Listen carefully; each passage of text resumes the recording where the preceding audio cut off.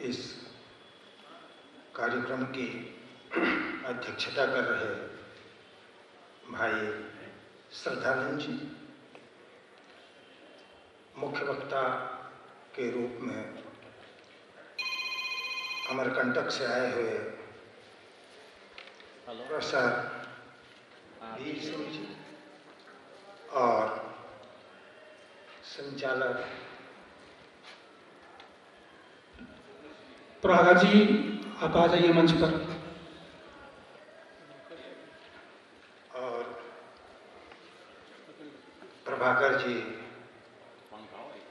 भी इस सत्र के वक्ता हैं, आ भी गए हैं और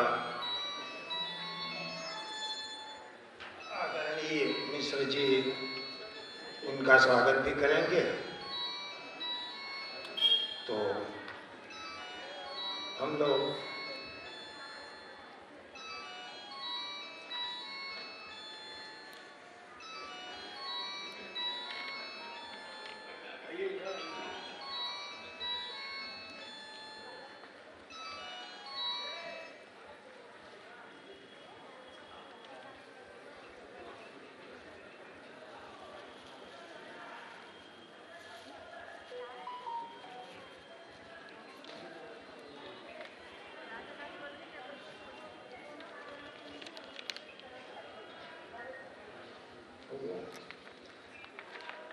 तो मैं भाई प्रभाकर सिंह का भी नाम ले रहा हूँ। 2 दिन से हिंदी उपन्यास पर चर्चा हो रही है और आज का विषय है हिंदी उपन्यास का रचना विधान और विकास क्रम। श्रद्धेय विद्यानिवास जी की स्मृति को प्रणाम करने के लिए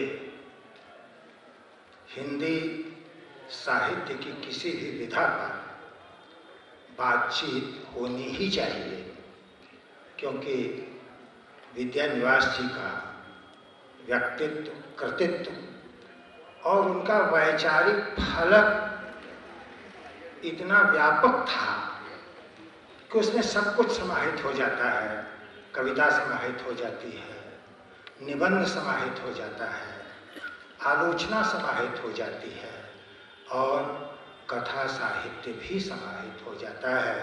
क्योंकि विद्यानिवास जी के निबंधों को जब हम पढ़ते हैं तो लगता है, अगर आप कवि की दृष्टि से पढ़ते हैं, कवि के रूप में पढ़ते हैं, तो लगता है कि आप कविता पढ़ते जा रहे हैं।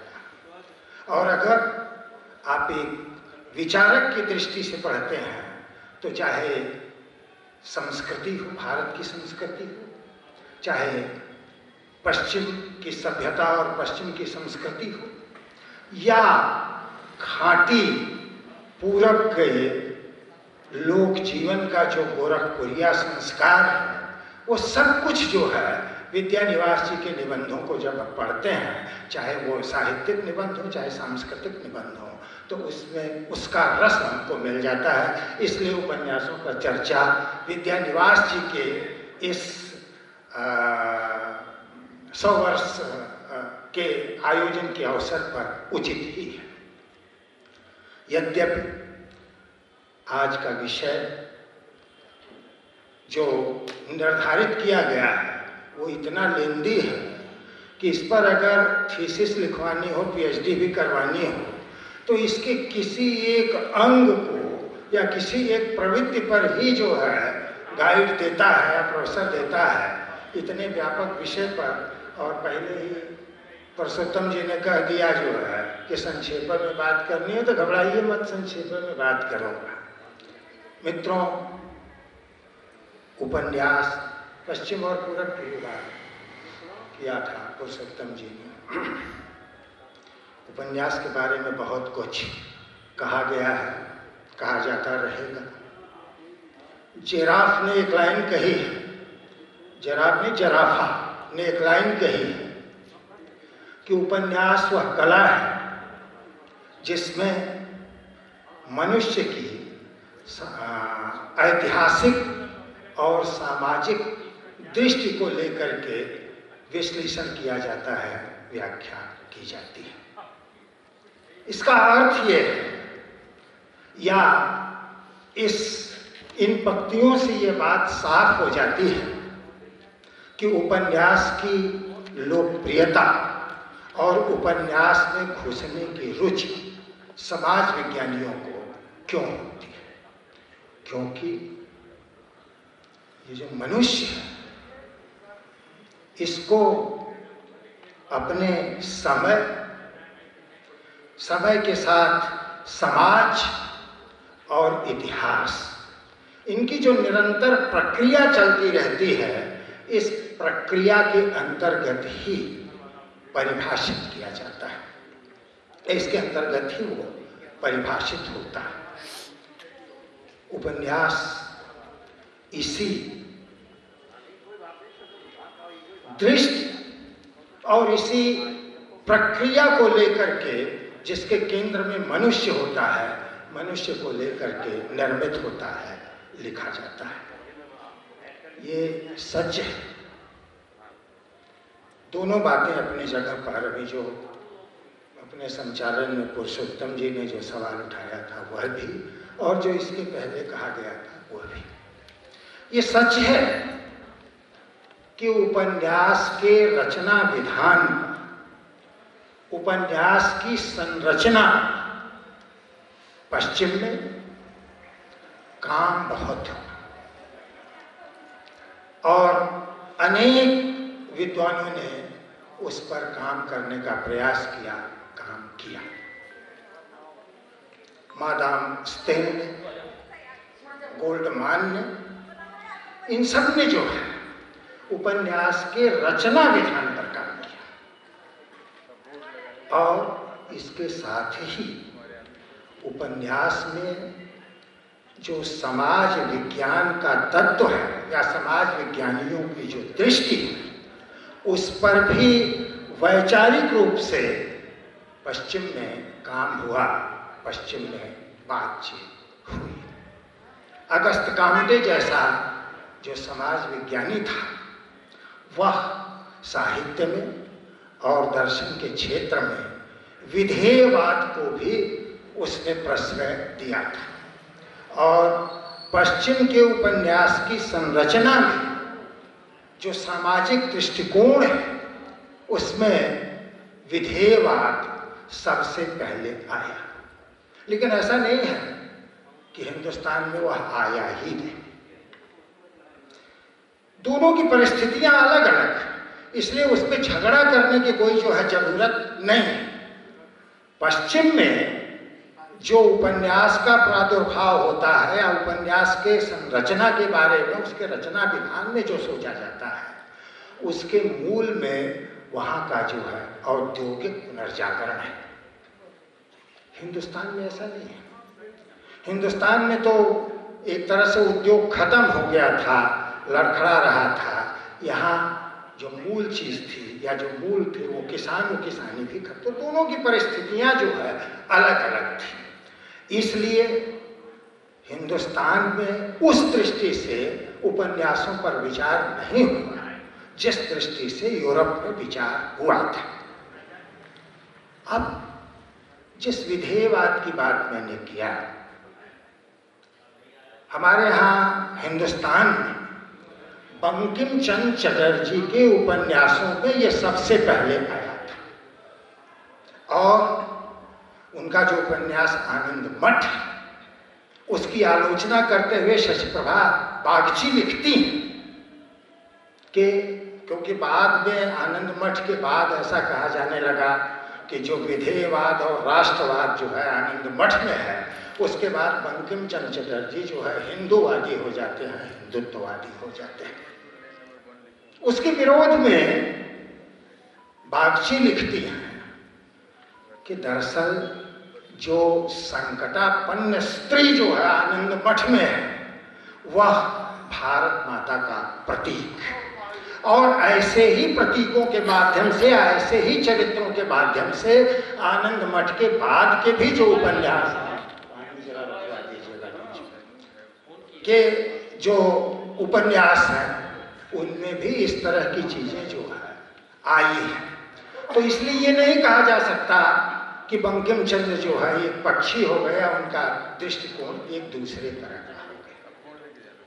अब बात जो ये आज का विषय है, और ये भी बात विषय की ही है, पश्चिम और पूरब की। देखो, हिंदुस्तान में जो ये बंकिम चंद्र में जो ये सामाजिकवाद जो है या समाज विज्ञान की जो दृष्टि बंकिम चंद्र में आई है, ऐसा नहीं है कि हिंदुस्तान में ये थी नहीं। हाँ, उसका रूप जरूर दूसरा था। हिंदुस्तान में पहला जो गौरी दत्त जी लिखते हैं देवरानी जेठानी की कहानी, देवरानी जेठानी की कहानी को बहुत से विद्वानों ने उपन्यास नहीं माना है, लेकिन देवरानी नहीं माना है, उसमें कोई बात नहीं।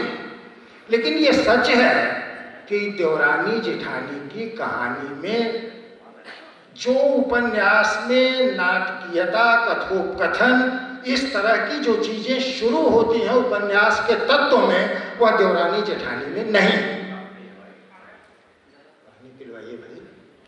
वो देवरानी जेठानी में नहीं।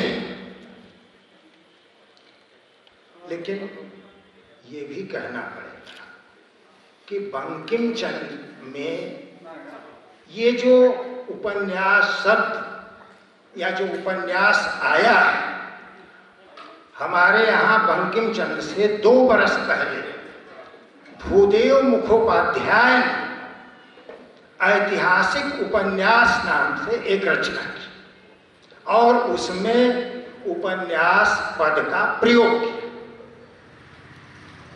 तो ये नहीं है कि बंकिम चंद्र में उपन्यास शब्द जो है बंकिम चंद्र में आया, बंकिम के द्वारा नॉवेल आया, बल्कि जो पश्चिम का नॉवेल है उस पद का प्रयोग जो है भूदेव मुखोपाध्याय ने बंकिम चंद्र से पहले ही कर दिया था। और मजेदार बात यह है कि 1970 तक बंकिम चंद्र चटर्जी के किसी भी उपन्यास का हिंदी में अनुवाद नहीं हुआ था।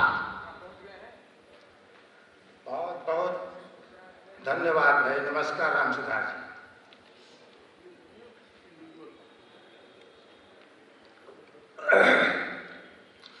तो हिंदी में अनुवाद नहीं हुआ था, इसलिए यह भी नहीं कहा जा सकता कि बंकिम चंद्र को देख करके जो है भूदेव उपाध्याय ने उपन्यास शब्द का प्रयोग कर दिया था।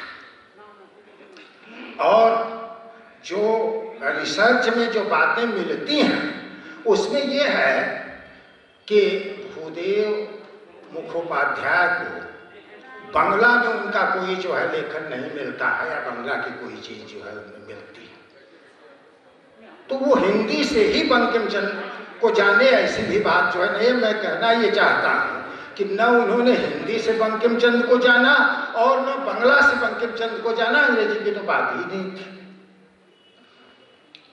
तो सच्चाई ये है कि हिंदुस्तान में संस्कृत में जो कथा थी, जो आख्यान था, महाभारत से लेकर के 10 कुमार चरित तक, नचिकेतोपाख्यान तक,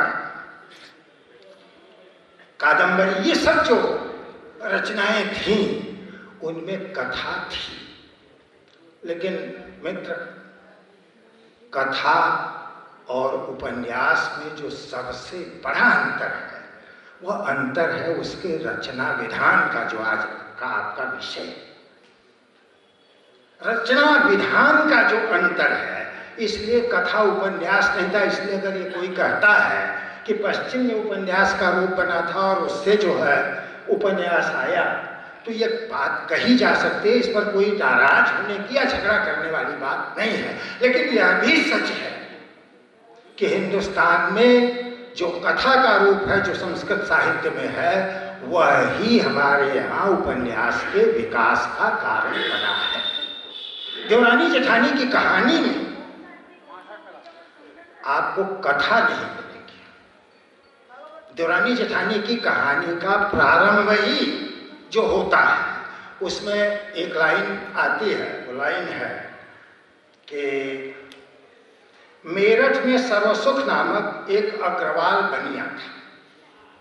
इसके आगे हमारे यहाँ जो कथा की वाचिक परंपरा है, हमारे यहाँ एक आदमी कथा कहता है, बहुत से लोग सुनते हैं और फिर जो है उसका आनंद लेते हैं या उसमें जो उपदेश होता है उससे कुछ सीखते हैं। देवरानी जेठानी में गौरी दत्त ने किसी भी घटनाक्रम को नहीं रखा, कोई किस्सा गोई जो है उन्होंने इसमें नहीं रखा। इतना एक लाइन या बात कह करके जो है शुरू करके और बाकी वो जो है नारी के गुण की बात करने लगते हैं, चरित्रण की बात करने लगते हैं और लेखक खुद जो है संवाद और वर्णन की बात करने लगता है। और ये मुझे याद आता है E.M. फास्टर की एक लाइन है, बड़े हसरत के साथ वो कहता है कि काश उपन्यासों में कथा नाम की चीज न होती तो होता क्या, केवल विचार होता। लेकिन मित्र ऐसा हुआ नहीं। न पश्चिम में आप अगर छोटी सी कोई बात जो है, जैसे मान लीजिए अगर कोई आदमी कहीं जा रहा है और रास्ते में किसी से मुलाकात हो गई तो यह भी तो एक घटना है। कोई छोटी सी बात, छोटी सी अनुभूति जो है किसी चीज की वजह से वह भी एक घटना होती है। इसलिए उपन्यास को बिल्कुल घटना से मुक्त करके जो उसे केवल विचार नहीं बनाया जा सकता। वो जो है कथा के माध्यम से ही वैचारिकता उपन्यास में आती है। देवरानी जेठानी की कहानी में स्त्री के गुण दोष का विवेचन होता है और जहां अवसर भी होता है नाटकीयता का, लेखक उसको नहीं ले आता है। जैसे उपन्यास की शुरुआत जो होती है, वो सर्वसुख लाल को उनके एक मित्र होते हैं लाला, वो कहते हैं कि भाई आप अपने छोटे बेटे को अंग्रेजी पढ़ाएं। उनकी बात मान करके सर्वसुख जो है, सर्वसुख बड़े बेटे को वो दुकान पे बैठाता है और छोटे बेटे को जो है अंग्रेजी, छोटे बेटे को अंग्रेजी स्कूल में भर्ती करा देता। बाद में उनका विवाह भी हो जाता है। उसके बाद रामदेई की और जेठानी का जो झगड़ा होता है, वहाँ नाटकीयता का पर्याप्त अवसर है। उसके बाद आनंदी से जो जेठानी की कहा सुनी होती है, उसमें जो है नाटकीयता का और कथोपकथन का पर्याप्त अवसर है। इतना ही नहीं, जब विवाह हो जाता है, विवाह तो हो ही गया है, जब बच्चा पैदा हो जाता है, बच्चे को माँ बाप का लाड़ प्यार मिलता है और एक बड़ा आयोजन होता है। उस आयोजन में जो है वो जेठानी का जो